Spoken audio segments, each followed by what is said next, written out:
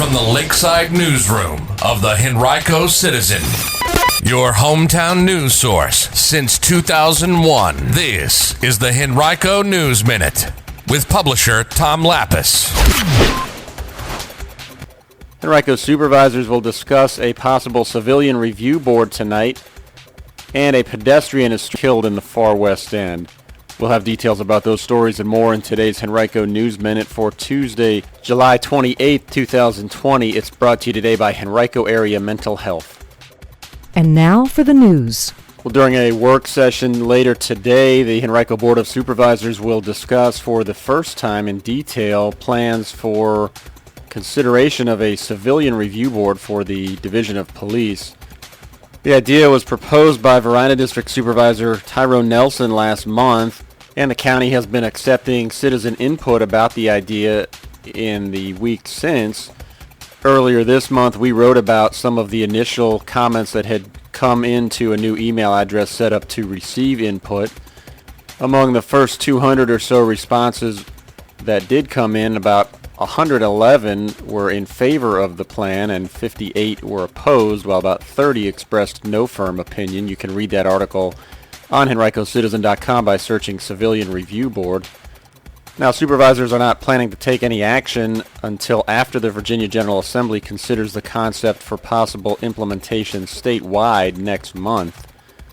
You can watch tonight's board work session by visiting henrico.us and clicking on Board of Supervisors. The organizers of Innsbrook After Hours yesterday pulled the plug on the 2020 season, citing the challenges posed by COVID-19.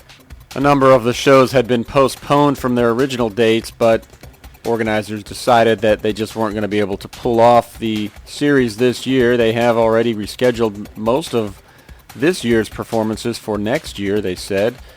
The new season will begin May 22nd next year with a performance by Chase Rice. Season pass holders should receive an email in the coming weeks from concert series officials. Well, a pedestrian was struck and killed in Henrico's West End yesterday morning. It happened in the 500 block of Wellwyn Road. That's about a mile south of River and Gaskins Roads. At about 8:40 a.m., a 76-year-old woman was walking when she was struck by a vehicle backing out of a driveway, according to police. The victim, later identified as Lucy Lee, was taken to a hospital and later died. According to police, alcohol and speed were not factors in the accident, which remains under investigation. Henrico County recorded its highest single-day COVID-19 case count on Monday, 81. That topped the previous one-day high of 76, reported May 30th. Now, in total, in the past 4 days, the VDH has reported 232 confirmed cases in Henrico. That's the most in a 4-day period since 234 were reported on Memorial Day weekend. The county's moving 7-day positivity percentage reached 7.1% as of July 23rd, the most recent day on record. That's nearing the state average of 7.5% over the same 7-day period. As we all strive to do our part during this extraordinary time, Henrico Area Mental Health serves as your local and public mental health agency, continuing to do its part. We all experience mental health challenges, especially during extreme challenging times. It doesn't matter your age, gender, race, or ethnicity.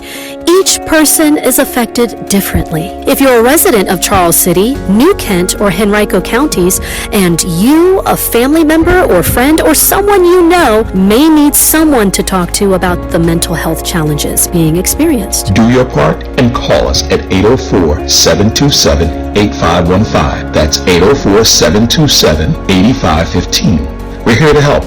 Remember, mental health is good health. Call Henrico Area Mental Health at 804-727-8515. That number again is 804-727-8515. This message comes to you from Henrico County CSB Prevention Services.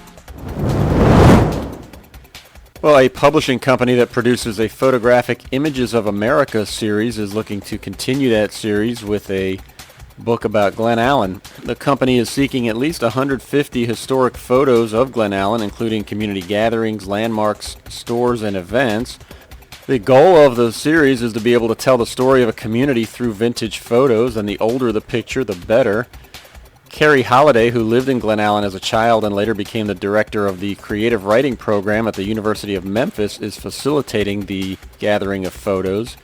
If you have some, you can email her at hollidaycarry@gmail.com. That's HOLLADAYCARY@gmail.com.